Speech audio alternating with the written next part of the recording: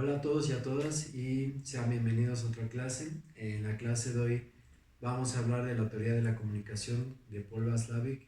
Esta es una de las bases más importantes de la terapia familiar porque prácticamente junto a la teoría general de sistemas que plantea von Bertalan Lanfi y a lo que van eh, desarrollando cada uno de los autores con sus respectivos enfoques.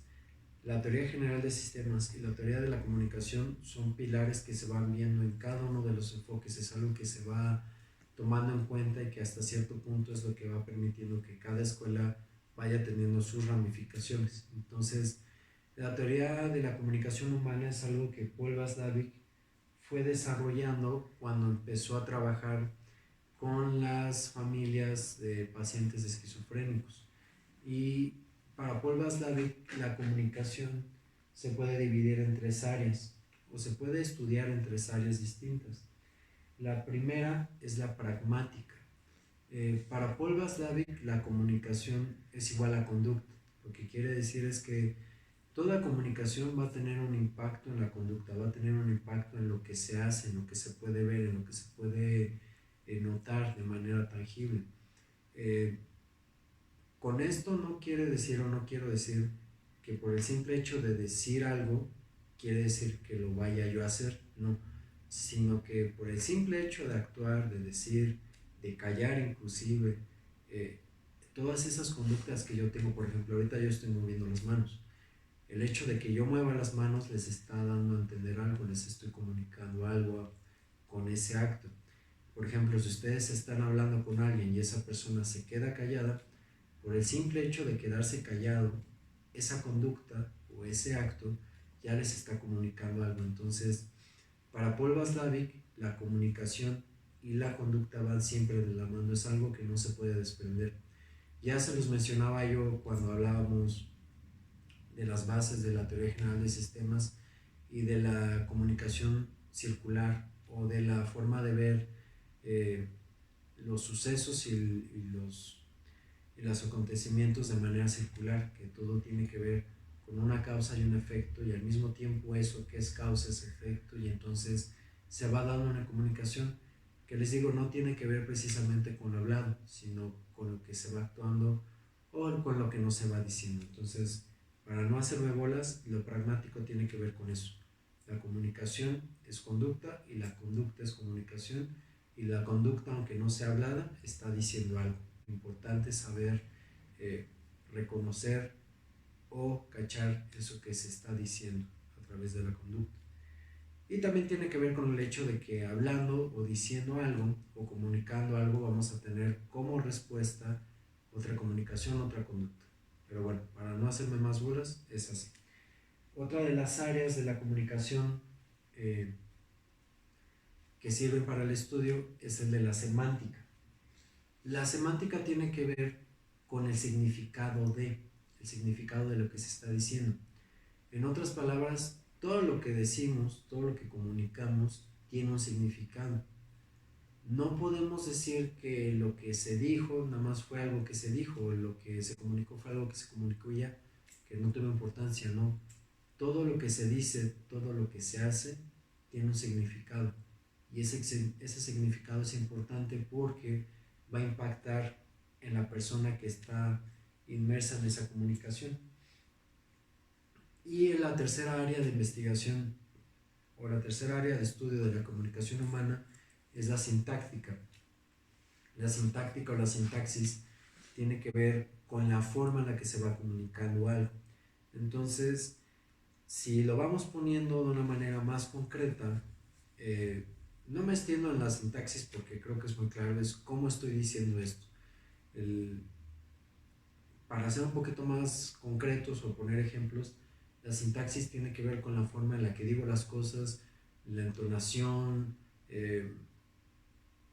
la expresión, el uso de las comas, el uso de los silencios, el uso de las entonaciones, es el cómo. Entonces, la pragmática es el qué, la semántica es el por qué, y la sintaxis es el cómo. Y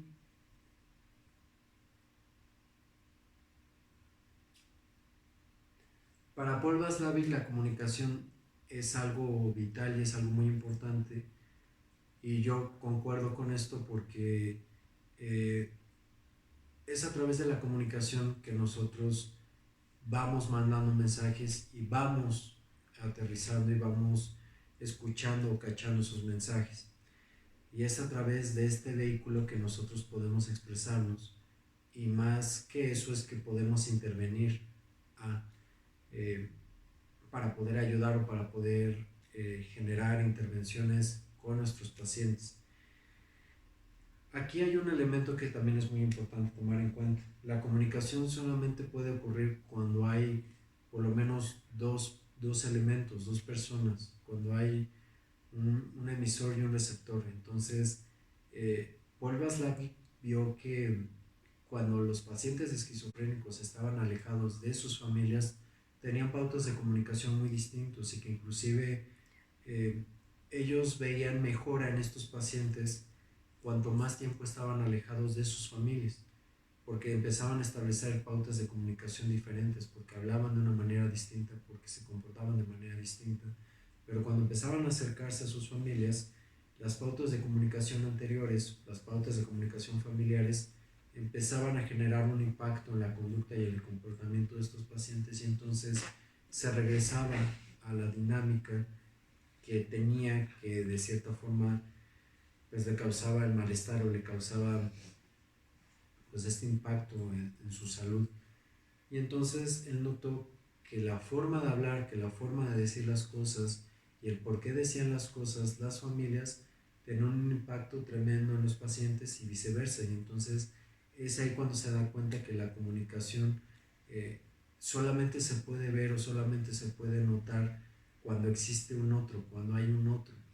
Eh, yo no sé mucho de eso, y no quiero decir mucho por miedo a equivocarme, pero es algo muy similar a lo que Lacan planteaba con el otro.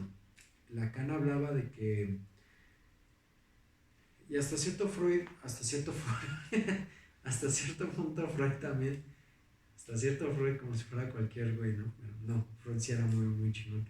Eh, Hasta cierto punto Freud también hablaba de ese otro, y Lacan hablaba de ese otro, entiendo yo, en cuestiones del inconsciente.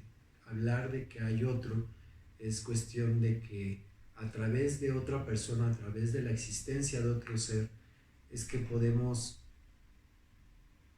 desplegar nuestro inconsciente tal cual.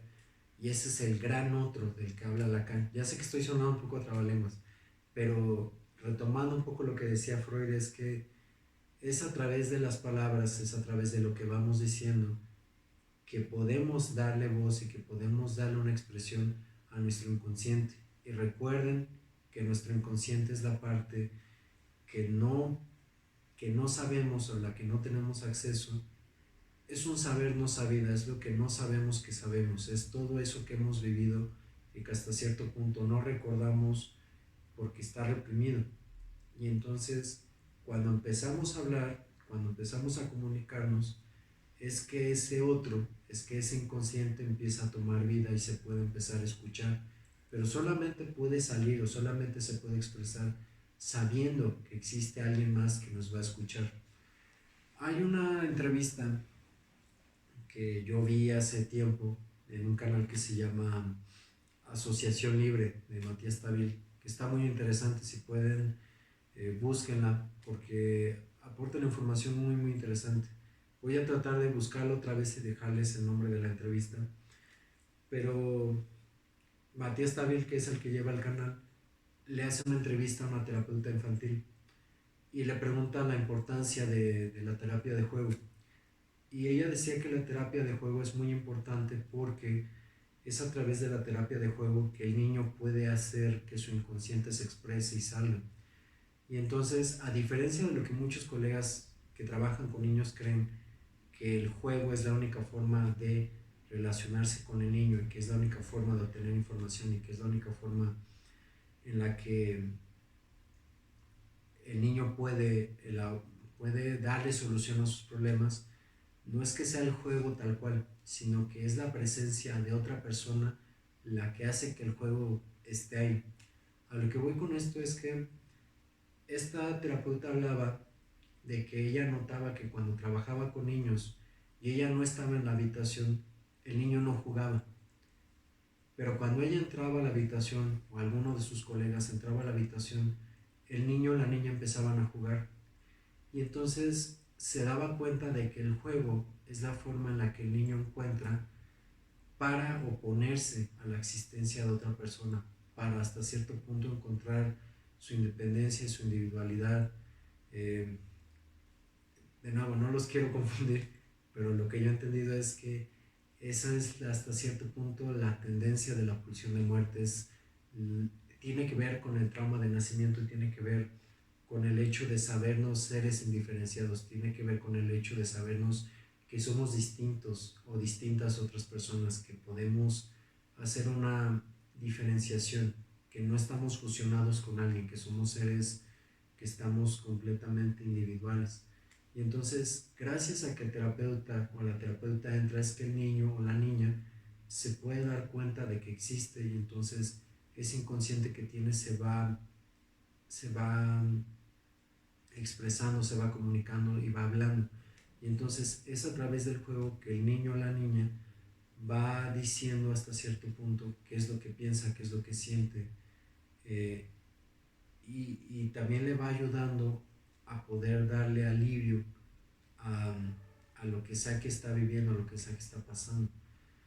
También tomemos en cuenta que muchas veces los padres llevan a sus niños porque quieren que se los arreglen, o porque hacen cosas raras, o porque tienen miedo eh, o porque vivieron una situación muy difícil, porque a lo mejor uno de los padres murió, porque alguno de los hermanos o hermanas murió, y entonces quieren que el terapeuta prácticamente les quite el duelo, les quite la tristeza o el enojo. Pero eso no es lo realmente importante. Lo importante es que a través de esa expresión de lo que está sintiendo, eh, el niño pueda encontrar alivio, pueda encontrar compañía, pueden encontrar un espacio donde puedan ser escuchados, y entonces puedan elaborar de otra forma su dolor. Es por eso que la comunicación es tan importante, y es por eso que es importante siempre tener presente que la existencia de otra persona, la existencia de otro, en este caso el terapeuta, es lo que permite la expresión de ese inconsciente, o que permite la explosión de eso que está doliendo. Entonces es ahí que la comunicación va teniendo eh, este carácter de compañía. No puede haber una comunicación, no puede haber una expresión si no hay alguien más que esté ahí presente escuchando. Entonces, esta es la primera parte de la teoría de la comunicación de Paul Watzlawick. Lo iremos retomando en la siguiente clase. Y ya saben, si tienen dudas, háganmelas saber, y con eso terminamos la clase de hoy. Hasta luego.